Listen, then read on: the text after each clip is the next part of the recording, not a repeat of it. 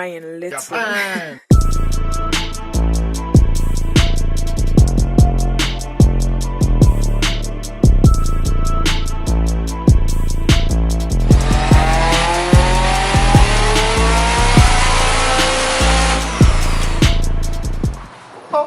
Oh, Throat's cracking. Yeah. All right, so what's the setup on this car? I mean, I think it is a stock motor. Looks like a stock header that's just been wrapped, perhaps. I know it's got some kind of exhaust. I think a 3-inch exhaust, and the Kraftwerks blower. That's pretty much it. That seems to be enough in my experience. And the Kraftwerks is a Rotrex style blower. Yeah, Rotrex centrifugal style blower.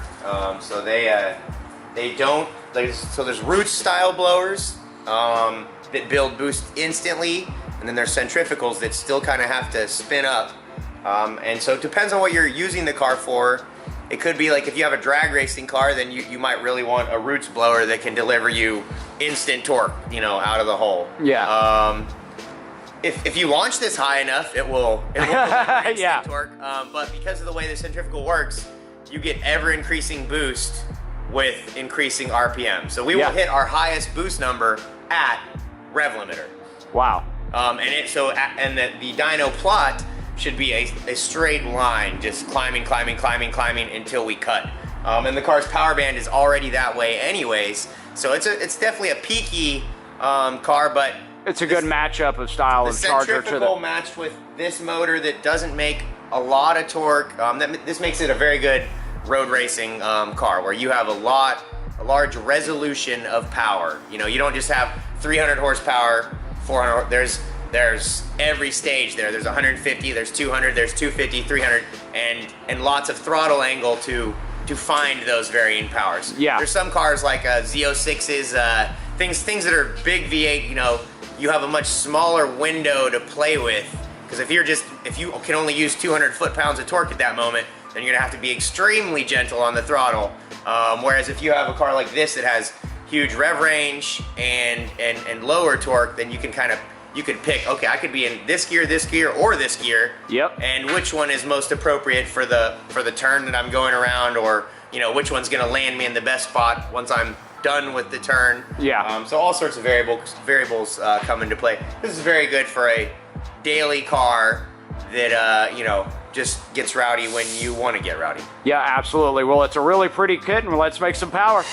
All right, so we got my boy Chuck's S2K behind us. This thing has a Kraftwerks blower on it. I'll give you a quick little rock around all the details while Ethan's getting everything set up. Vortex Racing front end. Some Works motions on here, absolutely beautiful. OEM hardtop. Beautiful little ducktail. He just added new exhaust. Skunk suspension. Absolutely just clean. It sounds like you're saying, wee! Whee!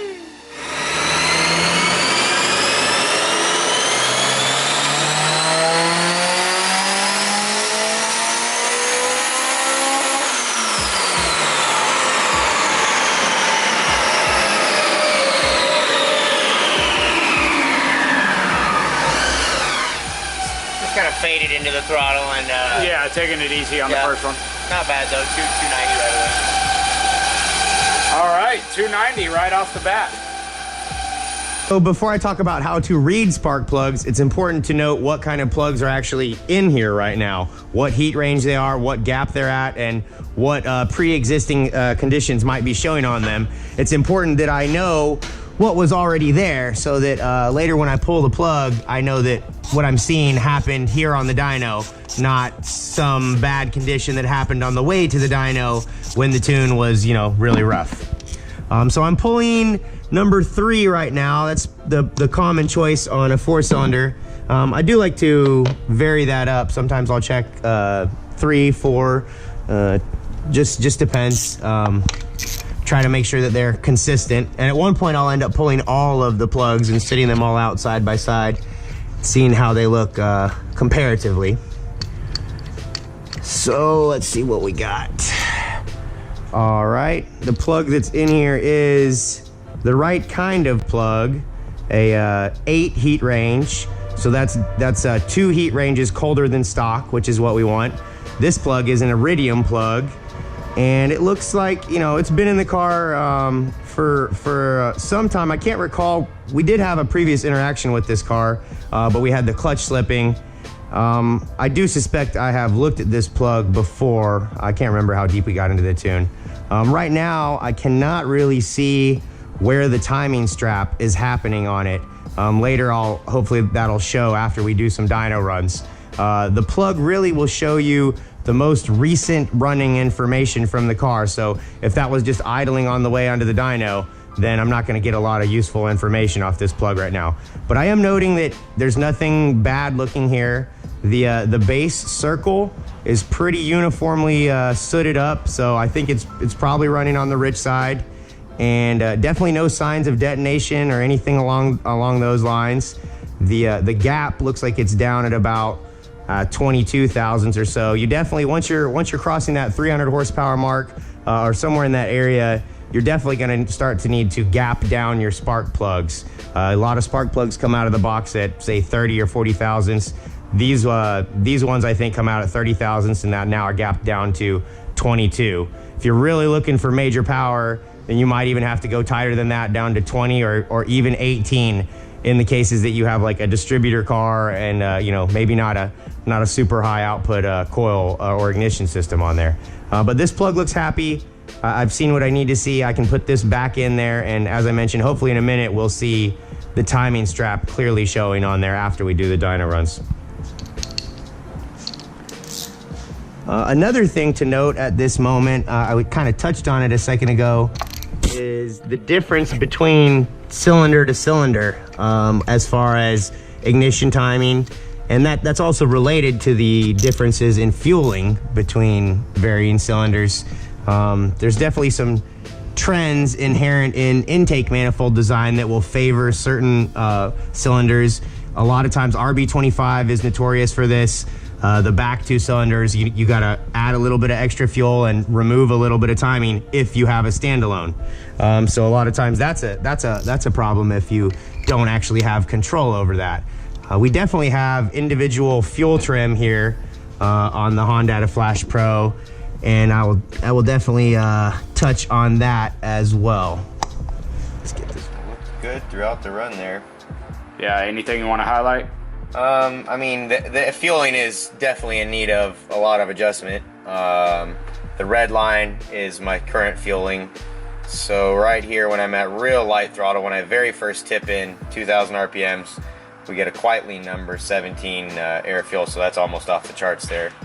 Then it works its way down. As soon as I'm at 3,000 RPM, it starts to gain, you know, some semblance of where it's supposed to be. So 12. That'd be fine. 12. That'd be fine if it was like 12.4, the whole rest of the pull. But it goes 12.4, and then VTEC engages, and it's down super rich, 10, and then it works its way up. That's probably the wide open throttle compensation, is taking a mixture that is way too rich and is pulling it up, is leaning it out for me a little bit right there. Yeah. So this is probably why this super rich spot here is probably why the plugs look super black. So I'll rehash that in a minute, but that going 10 flat, that will give you that complete soot coating on the plug. That's not necessarily bad while you're on a tuning buildup, but for the long run of the car, you don't want to have that. You're going to tear the plugs up. Yeah, you don't want to have that soot just constantly accumulating on the plug. You need to have it a mixture such that when you get wide open throttle, that the fuel gets burned, a little bit of the fuel in the soot gets burned off of the plug. Yeah. Because if it just keeps accumulating, you'll foul out the plugs very quickly. Okay. Every now and then, we have to go back to the caveman tools, and Ethan has his chisel and his rock over here, and he's about to chisel a tune into this rock. This is the caveman version of tuning right here. Yep. I bought this burner, I think the year was 2003 or 4 for my EG Civic that's outside. I think I first tuned on Data, would have been the program. Yeah. And then it became Chrome. And yeah, still occasionally tune a car on Chrome. The burner still works. which is pretty amazing considering most electronics today last like 6 months or so. Absolutely. So, didn't you tune George Washington's buggy on this? Yeah, this burner has been around for longer than many of the customers that now have me use it. Yeah, that's crazy. You can see that we do have knock count and knock control percentage on screen right now.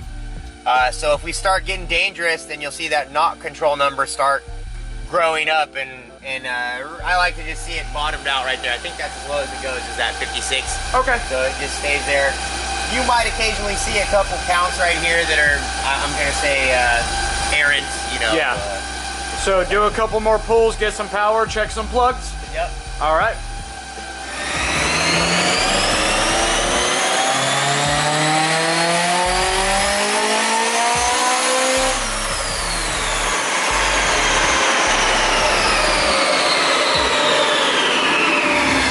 All right, 343, 282, getting closer, getting closer. It was like 64% throttle. Yeah. I want to see the shape of my dyno plot right now, though. Okay, I mean it looked proper though. You see how what I said earlier is absolutely, it's just a straight line. This is because of that centrifugal blower that more and more boost with every RPM you add to it. So even if the engine horsepower was naturally falling off, which it's not in an S2000, even if it were naturally falling off, the centrifugal blower would perk, it will perk it up, and it will give the car a power band. Sometimes you can have a car that has a power band that's instant on, and then you don't really feel like the pull through the rest of the power band because power might be maxed and then like decreasing. This kind of setup, you feel an ever-increasing pull. You know, as you approach rev limiter, you don't want to shift because it's like more, better, and it'll keep doing that, however high you rev it. Yep.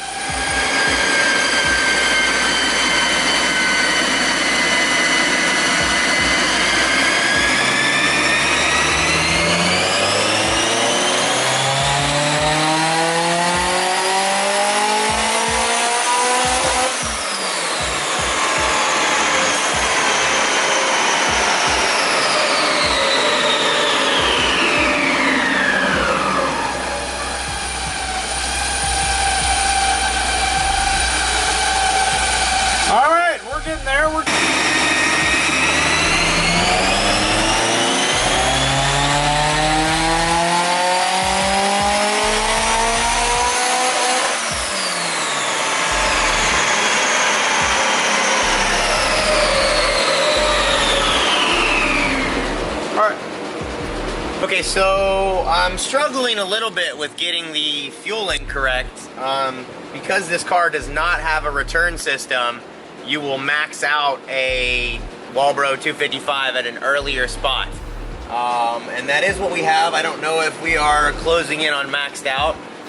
It doesn't seem like it because I added some fuel and it finally came down. But I did a few runs where I'm adding fuel, and it was remaining lean. I was starting to get worried. Now I'm kind of borderline. I think we're okay. If you recall what it looked like earlier, the fueling line, the red fueling line. So now we still got a little lean spot right there, but that's really before I'm ramped in. Then VTEC, you know, I'm ramping in and it's rich for all that ramp in. VTEC hits, and then we're in an acceptable range right there, 12.2, 12.3, that's great. We got a little right here at 5,000 RPMs, we got a 13.1. I definitely want that under 12.5. So I need to add a little fuel right there, but then once we're at 5,500, it is good the rest of the run. No longer going lean up top. We're at about 72% duty cycle. A lot of times when you have a car that doesn't have the return line, you have to run a lot more duty cycle than you would on a car that had a return setup. This is just less efficient use of fuel than when you have a return setup. So it looks like we'll be fine with the given fuel setup. But I still want to do some more. I got to get some more fuel refinement done before we can change ignition timing too much, because you know both of those things can flavor the spark plug. So before you go, you know, comparing ignition time, you need to make sure that the fueling is not only appropriate but consistent on a back-to-back, run-for-run basis kind of thing. All right. Okay, so I want to just show how I pick out. I got the data log on the screen and I got the actual fuel map. So as I drag through here, you can see it following me in the map. So I need to identify what's going on at this place where I have this lean spot. So right here, we're good. So that yellow line and the red line, those are good right there. And then we're still good. And then we have a lean spot. So the motion from there to there, I need for this portion to come up a little bit more. Fuel is starting to level out at that moment. It looks like that's a little bit premature. I need to increase the angle so that I'm getting a little bit more fuel a little bit further out. I'll probably increase everything past those points. So let's see, one more time. We're good there, bad there. So it's right when we cross. Right, and I'm gonna choose, see the load cell above it looks very, very similar. I'm gonna grab that load cell as well. There we go. And then we'll add 3% fuel to all those, give us a little step up, and then I'll go right here and give it a tiny bump to smooth that segment in. File, save. Okay, got that change fixed. So that should get this fuel curve pretty much flat once I'm in VTEC. Now, pre-VTEC, I got this super rich spot right here.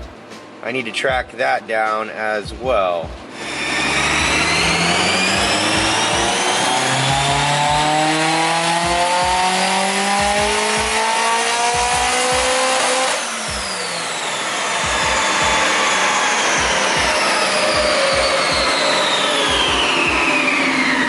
The full enchilada that time.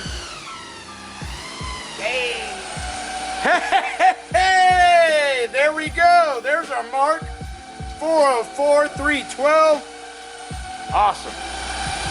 All right, so we got the fuel curve in VTEC looks quite good, pretty flat. Maybe just some tiny refinements there. Still goes 10.4 right there at 0 PSI. So I need to remove some fuel there on that kind of transition area, but it's definitely doing nice all the way out. And no, let's see, let's check our knock reading right now. We got nothing funny going on. Maximal level at 70%, so that's good. Those numbers have gone down since earlier. Yeah.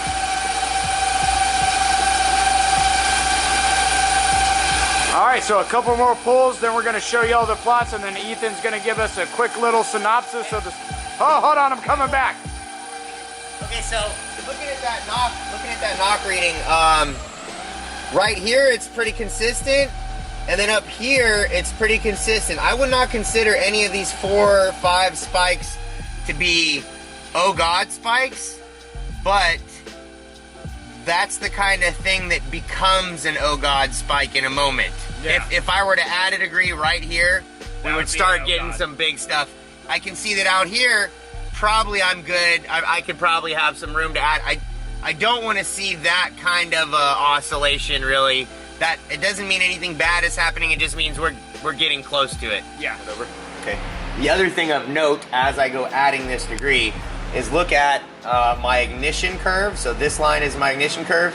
See it come down, down, and there's even an extra little dip right there in the, right there, 3,000 RPMs, and then it's just down, down, down. So I need, right here, this timing can start coming back up. It goes 12, 13, and then back down to 12. There's no reason for that timing to go back down out here at the end. So I'm gonna start lipping that up a little bit at the end. First I'm gonna add the degree, then maybe the next iteration I'll see if I can get a little lip up at the end. I don't suspect I'll be able to add much more than 1 degree globally before I run into knock readings or timing strap that's a little bit too far down kind of thing. So yeah, we're gonna add our degree, and then maybe after that I need to work on lipping it up after peak torque. Alrighty guys, we fixed all that. This is gonna be our last pull for the video, no matter the result, because we started out in the morning and now it's nighttime. It's time to go home.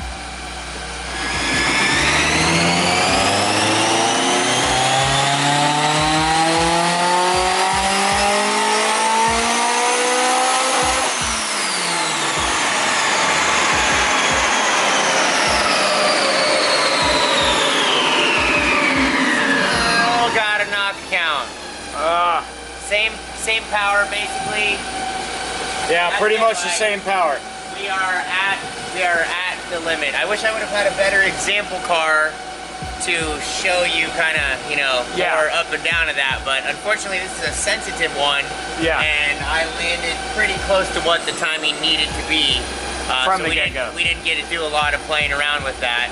That's okay, but good numbers. But you can kind of see how, okay, it made a little bit more power, but it was like 5 horsepower, and our knock count went from 0 to consistently having a knock count. Yep. So that just goes to show, you start getting a knock count, start backing off and rethinking. Yeah, it's too much apparently, so I'll back it out, confirm. I'll probably do 2 more runs, even though I know I'm not going to get any more.